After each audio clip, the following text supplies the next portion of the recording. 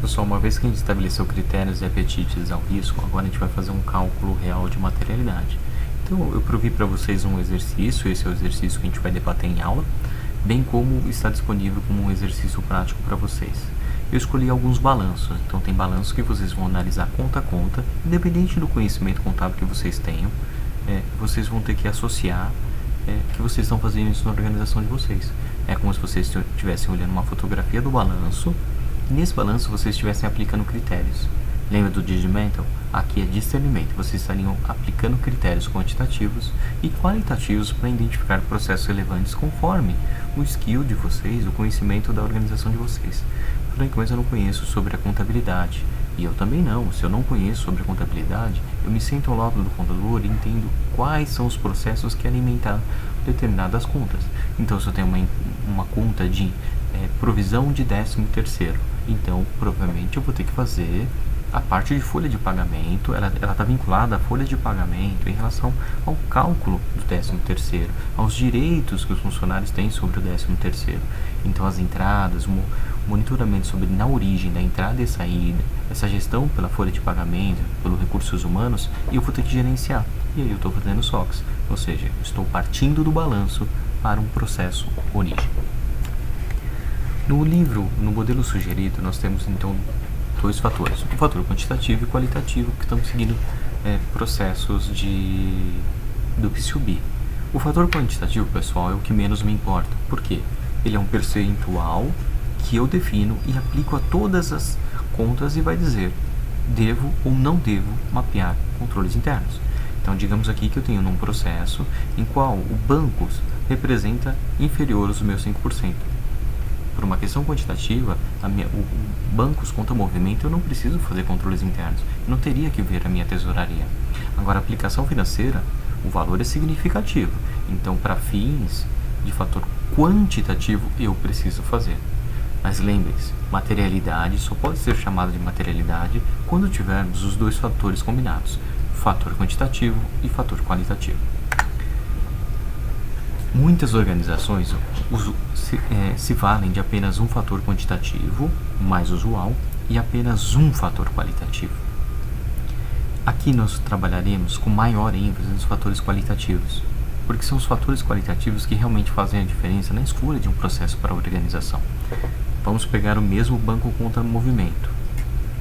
Eu posso definir uma materialidade por questões quantitativas, ele não era importante. Agora, por fatores qualitativos, eu passo a trazer importância para essa organização. Então, vamos lá. Trabalharemos com 4 fatores. Muitas organizações utilizam um. No livro e no curso, nós sugerimos que vocês trabalhem com esses 4, que vão ter que ser aplicados uniformemente em todas as contas de balanço no exercício de vocês. Então, eu vou pensar em alto volume de transações, provisão estimativa, estoque ou uma atividade não operacional e cenário de mercado. Alto volume de transações depende. Eu quero saber quanto necessariamente tem de movimento meu banco. Um banco que movimenta muito, quanto mais movimentação existe, mais sujeito a falha. Então isso será considerado alto volume. Se eu considerar alto volume é uma questão qualitativa, eu mudo para o critério sim. Um banco não cabe e não pode ser provisionado. Olha que tem muita atenção sobre esse aspecto. Provisão estimativas eu posso superavaliar uma operação. Então, digamos que eu tenho uma provisão em relação a perdas. Eu posso provisionar sabendo que eu vou ter uma perda no futuro, mas eu estou provisionando a quantidade correta, então eu estou sujeito a falhar. Então, provisão estimativa, por natureza, deve ser considerada uma questão crítica para a avaliação da organização. Porém, bancos e aplicação financeira, não é que eu não faço provisão, eu não consigo. Se por acaso o balanço eu conseguir fazer provisão sobre bancos, aí eu vou ter um problema grande. Diferente de reservas bancárias para eu estar utilizando para outras operações. Então, banco é caixa, e caixa não se provisiona caixa, ok? Então, aqui seria com um não por ser não aplicado. Estoque ou atividades operacionais. Opa, dependendo do que eu estiver fazendo no meu banco, claro, eu não tenho uma relação com o estoque, mas eu posso estar fazendo uma atividade não operacional, ou seja, não faz parte do meu core business. Exemplo, aplicações financeiras. Digamos que eu estou fazendo uma aplicação financeira que seria com o objetivo de trading, ou seja, de um day trade, de ganhos especulativos. Opa, eu sou um banco, eu tenho o propósito de ter ganhos especulativos, então eu consideraria uma atividade não operacional. Se eu der como atividade operacional um sim, quer dizer que ele é critério para a materialidade. Na verdade, o conjunto de critérios quantitativos e qualitativos vão pontuar processos e contas que eu devo fazer. Cenário de mercado. Pessoal, nós vamos trabalhar com 5 critérios, 4 quantitativos e 1 qualitativo. Perdão, 1 quantitativo e 4 qualitativos. Pode ser que dê um empate. Para eliminar esse empate de ter 2 votos a favor, 2 contra, eu coloquei o cenário de mercado, que traz a questão de conhecimento sobre a organização. Então, exemplos de problemas que acontecem em determinadas organizações que eu trago para o meu negócio. Então, será o cenário de mercado. Alguns fatos reais. Fatores qualitativos, pessoal. Sadia, empresa excelente em governança, no entanto, ela teve ganhos especulativos, então receitas não operacionais. Isso é um exemplo qualitativo que não foi vislumbrado nos controles internos da Sadia. A Anhanguera, ela atua como uma empresa que tem outros tipos de negócio. Se você pegar o grupo Croton, ele trabalha com imobiliárias, segmentos de construção. Então, olha como foge um pouco do propósito do objeto principal. Fugir do core business, eu tendo a ter falhas. Então, são fatores qualitativos que eu devo avaliar. Localiza e Unidas Seminovos. Se o meu propósito, o meu core business é alugar, por que eu estou vendendo veículos? Então eu tenho que tomar esse cuidado, não que eu não possa vender os veículos e não ter receita com isso, mas a partir do momento que Localiza e Unidas tem mais receita com vendas de veículos do que o seu objeto principal, ela está passível de fraude, perdas, má gestão. Eu gosto sempre de citar o exemplo aqui de colégios universitários ou pelo menos de cursinho, porque os cursinhos sempre são formados por pessoas, quem fez cursinho sabe que existe uma classe dos especiais. Os melhores alunos são colocados com os melhores alunos, onde tem melhores professores. Por quê? Porque aqueles alunos são os que necessariamente o cursinho quer que seja a propaganda dele. Alunos que passaram em primeiro lugar na USP, primeiro o lugar em medicina. Porque quantos eles precisam que sejam aprovados para essa propaganda? Apenas um, que seja o primeiro. Eles precisam de muitos, eles precisam de um. Então, quando a gente olha essa prestação de serviços, eu começo a identificar o que é quantitativo e o que é qualitativo. Porém, os outros alunos meros mortais, eles passam a ser tratados como aulas em alto volume, mas já ganhou a propaganda. Outro exemplo de fatores qualitativos aqui, vamos trazer aqui a questão do Carrefour, Extra e Walmart. Eles competem entre si? Não, eles não são competidores entre si. Por quê? É uma questão de preferência. Todos negociam com Nestlé, todos negociam com a Brastemp e chegam em valores muito semelhantes. Então é mais uma questão de preferência. Quem é o verdadeiro competidor aqui do Carrefour, Extra e do Walmart? É o Dia por Cento. Porque o Dia por Cento, ele atua no mercado de bairro.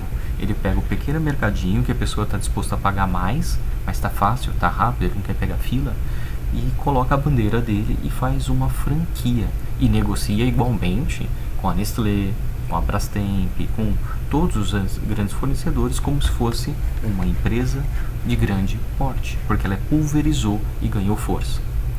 Isso é tão explícito, essa competição, essa questão qualitativa, que se você parar para perceber, agora temos Carrefour, Express, Extra Fácil. Isso por quê? Justamente porque eles sabem que eles estão perdendo vendas para os pequenos supermercados, que é o caso do Dia por Cento. Baú da felicidade. A gente tem que pensar a questão de propósito. Começava assim com produtos e agora você passa a vender um serviço financeiro. Você me dá um valor e depois você retira o bem que você bem desejar. Eu começo a trabalhar por uma questão financeira. Só que ao mesmo tempo, se você pegar o baú velocidade, ele recebe primeiro para entregar depois. Então isso muda totalmente a característica de qualquer operação. E isso é um fator qualitativo, não tem relação com o valor quantitativo. Por isso, grave, materialidade requer a combinação de fatores quantitativos e qualitativos e um entendimento do negócio. Para finalizar, eu coloco o exemplo aqui dos serviços online que vem crescendo drasticamente. Então, Carrefour, Soluções Financeiras, Walmart.com, Maestra.com deixam de ter lojas físicas para ter lojas virtuais. Só que o propósito muda radicalmente, eles não são uma Amazon. Então, a partir do momento que eu passo a fazer o meu negócio de uma forma diferente, eu estou tomando mais risco para a minha operação. E isso são fatores quantitativos e não qualitativos. Essas empresas não estão interessadas necessariamente em ganhar, né? Elas estão simplesmente explorando um espaço, é uma oportunidade de negócio, deve ser feita. Porém, nós, auditores, SOCs, nós temos que olhar toda vez que você começa a ingressar numa questão não core business.